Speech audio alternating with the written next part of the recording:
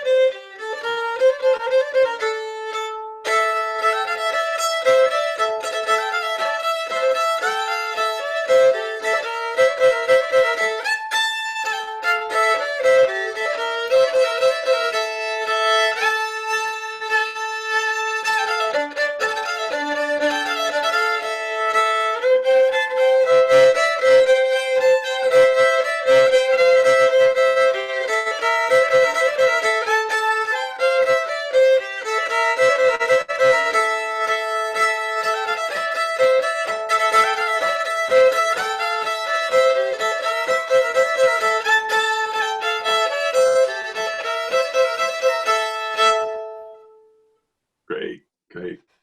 So let's go back to That one's really fun to play because you can play your open string with it, and it can sound quite loud and fill the room. And you would think that you're pushing the dancers to move with double strings, and yeah. Nice, nice. We talked before, and I think a lot of people, when they think of klezmer, they think of a clarinet, and you don't play the clarinet. Um, and can you talk about like the role of the violin in klezmer's history? Yeah, yeah. So, oh goodness.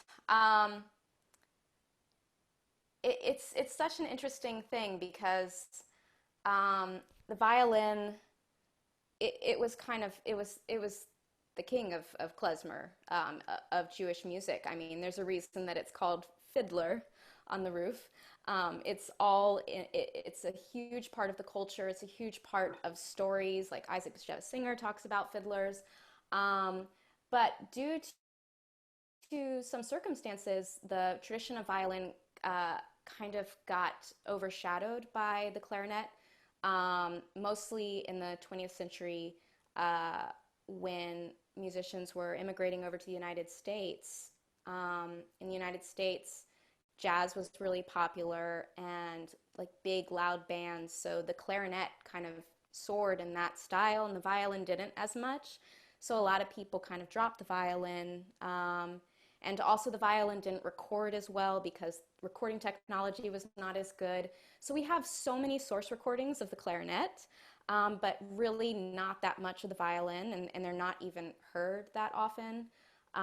So yeah, we kind of lost a lot of that tradition.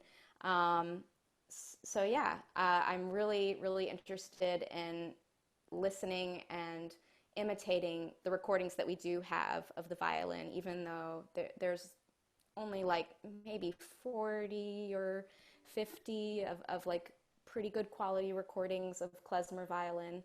But yeah, that's definitely one of the things that I'm constantly going back to and learning from. Yeah, Yeah. I think it's just amazing that that music that's over 100 years old talks to you, and talks to more and more. There's a kind of a growing interest in Yiddish among people your age, Yeah, there's and it's definitely a fascinating that resurgence. these 100-year-old songs do it for you. So, Yeah, where do you see yourself they're going? awesome. Yeah, where do you see yourself going career-wise? Oh my goodness, that's a big question.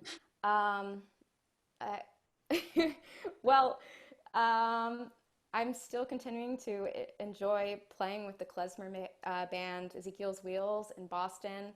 But I do have a couple of projects up my sleeve that I've been thinking about for many years. One of them really does have to do with the violin soapbox of like, let's get the violin back in the forefront of Klezmer and respect this very, very, very old tradition. Um, yeah, and I'm constantly writing tunes and composing and yeah, just Okay, so keeping let's hear a trucking tune you along. wrote. Let's hear one of your tunes. Right, yeah, that's a great way to segue. Yeah, so this is a tune that I wrote actually while right after I was practicing some of the solo Bach pieces for violin, and I got frustrated and ended up improvising my way into a klezmer tune that started in like classical Baroque style, which makes sense because those do overlap in a lot of ways. A lot of klezmer music developed out of the Baroque period, which is cool. So this tune is called Johannes Husserl.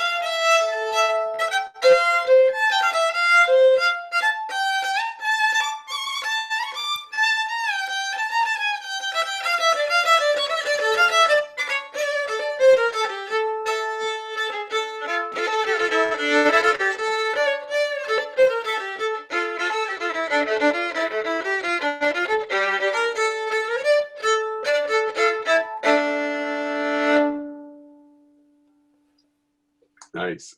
So Thank my you. last question. Uh, you're part of this great group, Ezekiel's Wheels. How how are you guys getting through the current situation?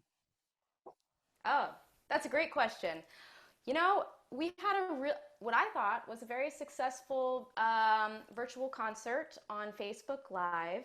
We were all in our separate homes and we did it on Zoom. So we had like all of our five faces. And that was last month on Sunday. And I realized I forgot to look up the date. But we are doing it again on the last Sunday of this month, whatever day that is. And we're going to live stream from our Facebook page. Yeah, so we're looking forward to that. We also made a really fun video of a tune that we do where we passed a duck. Don't ask me why, but we thought it was funny. And besides that, we've actually gotten asked to play 2 gigs so far, 2 social distancing gigs, which will happen soon. One is a bar mitzvah, and then another outside, of course, and then another one is at a retirement home.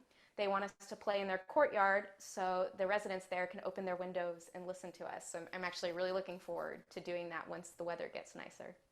Nice. Well, you know how much I love the band, and it's really been a delight to get to know you. And I have to thank you for doing this. And like I said, the time just flies by, and it's time to wrap up. So, thank you so much, and thanks to all of you for being here. If you enjoyed this performance, please consider giving Abigale a gratuity at Abigale Reisman on Venmo. And if you want to see more JLive events, please consider donating to JArts so we can continue to bring the best of Jewish culture to you. Like this week, a special presentation with award-winning actress Annette Miller on Thursday at 2 o'clock. And next Friday at 4, join us for a special Shavuot-inspired wine tasting with Jen Ziskin from Lamora Restaurant. You'll find information on these and other great opportunities at jartsboston.org and by following at JArtsBoston on social media. The Jewish Arts Collaborative. Let culture connect us. Stay safe, and we look forward to connecting with you again next time.